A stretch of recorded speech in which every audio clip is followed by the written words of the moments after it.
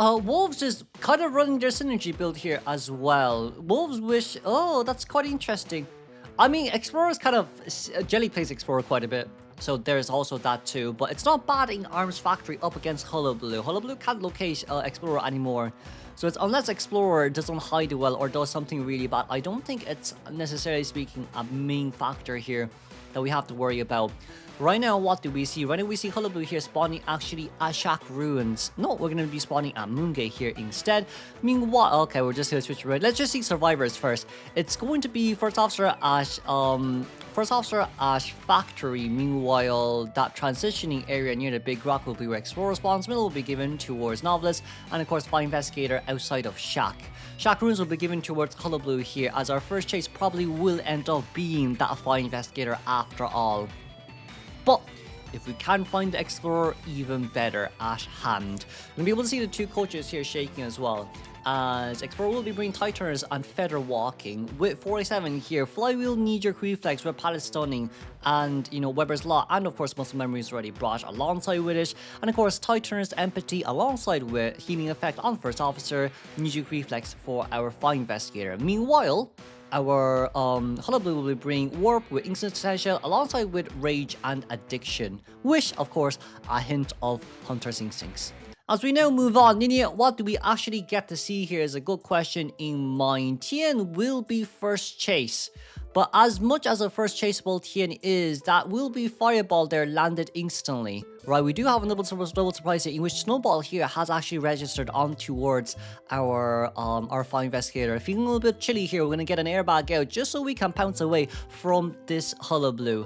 As right now we see 487 trying to maybe, just maybe perform a pallet stun. But I think we realize, oh, we did get a double stack there instantly though. That's good. And with that, we are still looking for Fire Investigator, who I feel like his abnormal status effect from the acrobatic balls will start to deplete right around now, because of how much distance and how much time it's already taking him before landing anything else here. But let's see, can we actually get the land here? We did actually get Snowball on, so at least that will be something. But with the change back here, ooh, nice flywheel, but we didn't manage to cancel it here, unfortunately, because we were out of range. But still trying to get just a tiny bit more. That's a very nice fireball landed, but we're looking for a snowball here. No snowball landed there just yet. Still no snowball landed there just yet. Ooh, finally landing up the snowball. Snowball here one more time. And of course, double stack. Double stack did actually not land. Can we switcheroo? Can we switcheroo? We're trying to switcheroo here. 47 will go down. His book was still in cooldown, unfortunately speaking there. But he does have a full page now on his hands to use. A full storybook, right? And we see Jelly here as well. Already getting so much pages on his hands. First Officer, we are just gonna chill around here. Still no hit on towards FO. Still nothing on towards our First Officer. Okay. It's kind of more or less a long game, but still nothing here just yet. That's gonna be a no damage rescue here. XMX has actually done a brilliant rescue there. But first, but for 47, we won't be able to utilize our items here, but we did a successful dodge around that item too. It's gonna be, oh, unfortunate. I think we might have consumed. Did we consume it? Oh, we didn't consume our storybook. I thought we did. I guess it just got cancelled. Oh, okay. I guess it just got cancelled. So if your storybook doesn't actually switch you around, it doesn't count as consuming the item. That's fair enough, I guess. But let's see here. XMX here for the second rescue. We're 3 Cypher Machines done. As of now, we really want to look for just a tiny bit more. That's stack number 1. Stack number 2 here will not register. Still looking around. Is it Fireball? Is it Snowball? We didn't really land anything, as he is still trying to look for this First Officer. He's in front of us right now. We do have double surprise, but we didn't get it. Who's this? Who's this? Who's this? I don't know who that is, but that's definitely not 47. 47 here. Very nice switcheroo over, as we can't get the pallet drop down here on time, but Nini just got the upper hand because it is the double surprise that landed the double stack on towards him. Being able to get that down, a bit unfortunate, but already 360% decoding progress here done. Well, let's be fully honest, it's 4.5 Cypher Machines down here because Explorer has an additional 70% of page progress. He should be able to dig another 50. I think he's looking for the remainder of that 50. So our Cypher Machine is actually primed here as we're getting prepped for endgame. We know where XMX is. Is the generator use this page? Oh no, Jelly is just gonna decode. Never mind. It's probably better to decode, yeah. Gonna be able to just fly over here just a little bit. Very nice acrobatic jump as XMX. That's gonna be Fireball. That's gonna be Snowball. Oh, no Snowball. That's gonna be okay, that's finally Snowball there landed. That's fine. Our Cypher machine is primed, so that's at least some sort of a good news. And I think we might just Snowball. Should we? Oh no, we won't. We'll just wait. We'll wait out here a little bit. Okay, nice. So that's gonna be the perfume out here. We're gonna be able to double dash back here for that extra time boss. But unfortunately speaking, First Officer will not go down that fast. So with that in mind, let's just say good night, have fun. As we are able to get that down instantly, get the pick up there on time, and it's another tie game here for the side of Wolves. Let's move on then to our second half. For second half, it seems like we're gonna go, okay, double decoding team for second half is so interesting. Yavi on Color Blue here as well. But this is new though. Cutting on Explorer and then go cut on FARO Lady. Meanwhile, Persica as the harasser of this game. It's funny because cutting is Explorer main now, and then FARO Lady being given to a Skull Cut. Meanwhile, Mech is still on Persica. I'm quite sure Hui probably will be lawyer one day sooner or later. But let's just have a look here then at the spawn locations we go.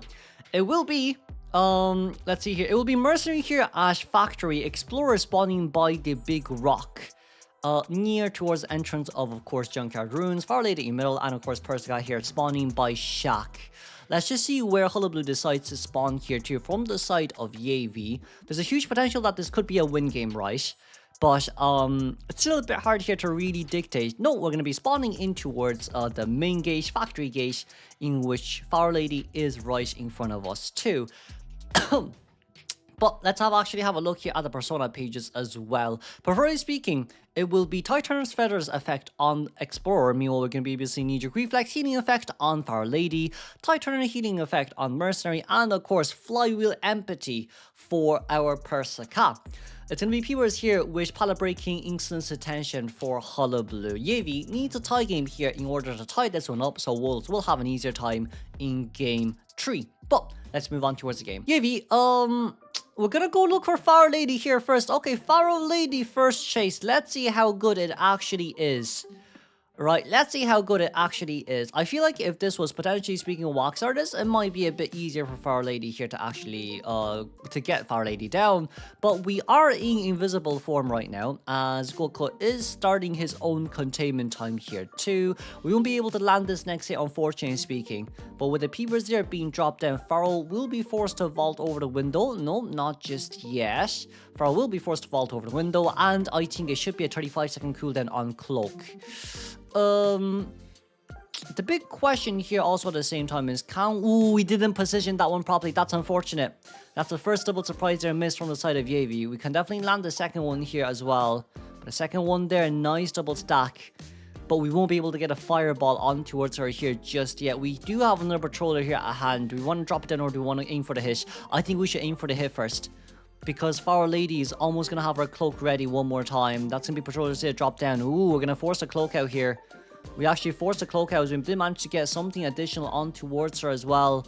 But with another stick here on hand, we're just walking around here in a bit of a confusing direction. We're not using cloak here just yet. Pallet there has been dropped down as the hit here will be combined. Knee-Jerk Reflex, as well as the window Knee-Jerk Reflex here. Double stack, not bad. Two full Cypher machines done. Cutting has a full page.